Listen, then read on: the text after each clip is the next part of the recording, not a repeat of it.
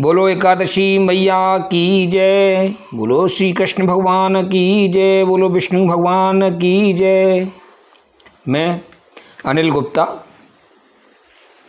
सभी भक्तजनों को एकादशी व्रत कथा का पावन श्रवण करा रहा हूँ।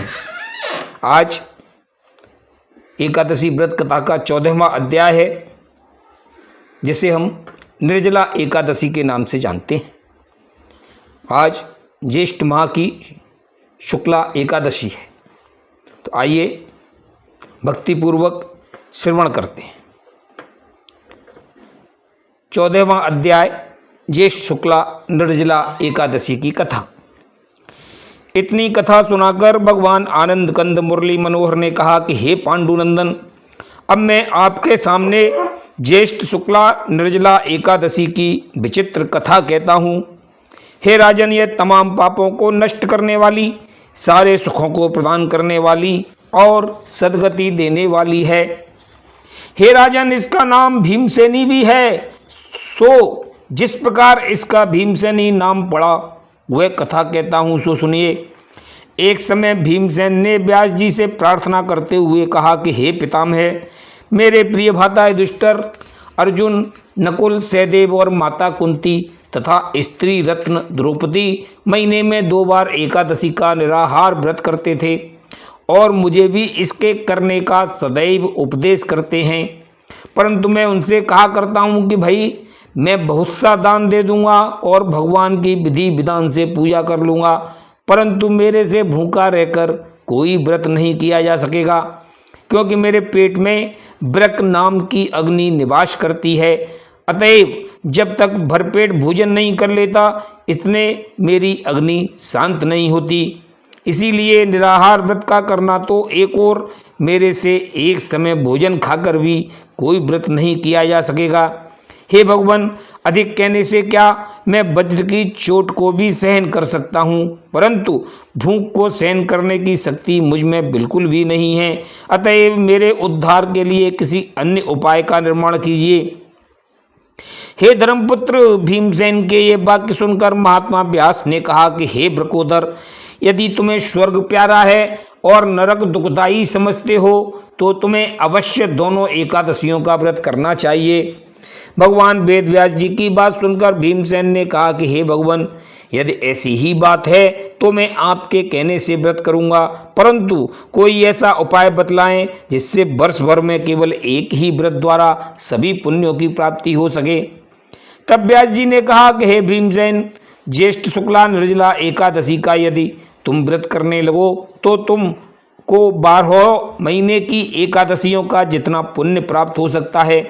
इसकी विधि यह है कि व्रत करने वाले को काम, क्रोध, मद, लोभ, मोह, हिंसा, अहंकार और चोरी जारी आदि समस्त प्रकार के अपराधों को तमाम आयु के लिए सर्वथा त्याग देने चाहिए और सत्य और शांति और संतोष धारण करने चाहिए। तब 10वीं को शुद्धात्मा और पवित्र होकर भगवान का ध्यान करना चाहिए और एकादशी को 1 माह से सोने की मणि जितने जल में डूब जावे उतने जल का आचमन करना चाहिए, अथवा गो के कान की तरह हाथ की अंजुली करके उसमें जितना जल समा सके उतना जल पीना चाहिए। हे राजन, शास्त्रों में ऐसी ही विधि का वर्णन है, अतएव कम व अधिक जलपान से दोष माना गया है। हे राजन, एकादशी के व्रत करने वाले को अन्न कभी नहीं खाना चाहिए, क्योंकि अन्न के खाने से व्रत खंडित हो जाया करता है। अतएव एकादशी के सूर्योदय से लेकर द्वादशी के सूर्योदय तक भोजन नहीं करना चाहिए। शास्त्रों में ऐसा विधान है। हे नरोत्तम, यदि इस प्रकार विधि विधान से निर्जला एकादशी का व्रत किया जावे तो 12 महीने की 24 एकादशियों के इतने पुण्य का फल प्राप्त हो सकता है। हे दुष्ट, इतनी कथा सुनाकर भगवान वेदव्यास जी ने कहा कि हे भीमसेन, जो मनुष्य एकादशी व्रत करता हुआ भगवान पुरुषोत्तम का भजन करता है वह समस्त प्रकार के संसारी सुखों का भोग कर सदगति को प्राप्त किया करता है। इसीलिए प्रत्येक प्राणी को भगवान जगदीश्वर का भजन करना चाहिए, क्योंकि स्वयं भगवान श्री कृष्ण ने मुझे बतलाया है कि जो कोई प्राणी मेरी शरण में आता है उसके समस्त पाप और अपराध क्षमा कर उसे सर्व सुखी बना दिया करता हूँ। अतएव सभी धर्मों का परित्याग करके मेरी शरण में आ जाना चाहिए। हे वायुपुत्र, अधिक कहने से क्या, इसी प्रकार तुम्हें भी निष्कपट भाव से भगवान आनंद कंद मुरली मनोहर की शरण में चले जाना चाहिए।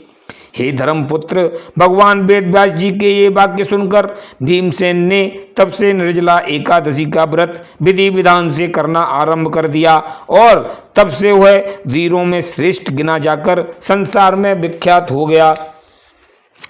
इतनी कथा सुनाकर भगवान श्री कृष्ण ने कहा कि हे कौन्ते, यह व्रत तमाम तीर्थों का फल देने वाला और तमाम दानों का इतना पुण्य देने वाला पुण्यदान करने वाला है। इसीलिए जो कोई स्त्री पुरुष इसके व्रत को करते हैं वे सभी प्रकार के पाप और कष्टों से छूटकर न केवल संसारी सुखों को प्राप्त कर लिया करते हैं बल्कि अनंत काल तक स्वर्ग में भी वास किया करते हैं।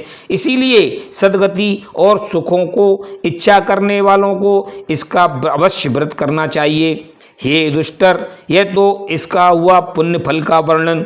अब मैं आपके सामने इसकी थोड़ी सी विशेष विधि का और वर्णन करूंगा, इसीलिए ध्यान लगाकर सुनने का कष्ट कीजिए।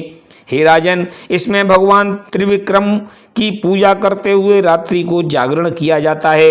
इसके बाद व्रत करने वाला द्वादशी के दिन सूर्योदय से पहले उठ शौचादि से निवृत्त हो, स्नान आदि से शुद्ध होवे और तत्पश्चात शक्ति के अनुसार छाता, जूता, फल फूल, जल से पूरित कलश, भोजन, वस्त्र, सुवर्ण और अन्य उपयोगी वस्तुओं का दान करे। हे राजन, सुपात्र को दिया हुआ दान अवश्य पुण्यों को देने वाला होता है और कुपात्र को दिया हुआ दान इस प्रकार नष्ट हो जाया करता है जिस प्रकार बंजर भूमि में बोया हुआ अन्न नष्ट हो जाता है। इसीलिए सदैव सुपात्र को दान देना चाहिए। हे राजन, इस प्रकार जो कोई निर्जला एकादशी का व्रत करता है वह संपूर्ण पापों से मुक्त रहित होकर मुक्त हो जाया करता है। इसीलिए सुख, संतान, ऐश्वर्य, यश, आरोग्य और सद्गति की प्राप्ति के लिए अवश्य एकादशी का व्रत करना चाहिए, क्योंकि हजारों गायों के पुण्य करने से जो फल मिलता है और हजारों यज्ञ करने से जिस फल की प्राप्ति हुआ करती है वह केवल विधि विधान से एकादशी के व्रत करने वाले पुरुष को हो जाया करती है। इसीलिए हे राजन, तुम्हें भी इस निर्जला अर्थात भीमसेनी एकादशी का सदैव व्रत करते रहना चाहिए। इति श्री ब्रह्मवैवर्त पुराणे ज्येष्ठ शुक्ला निर्जला एकादशी व्रत कथायाम चतुर्दशो अध्याय समाप्त। बोलो श्री कृष्ण भगवान की जय, बोलो एकादशी मैया की जय।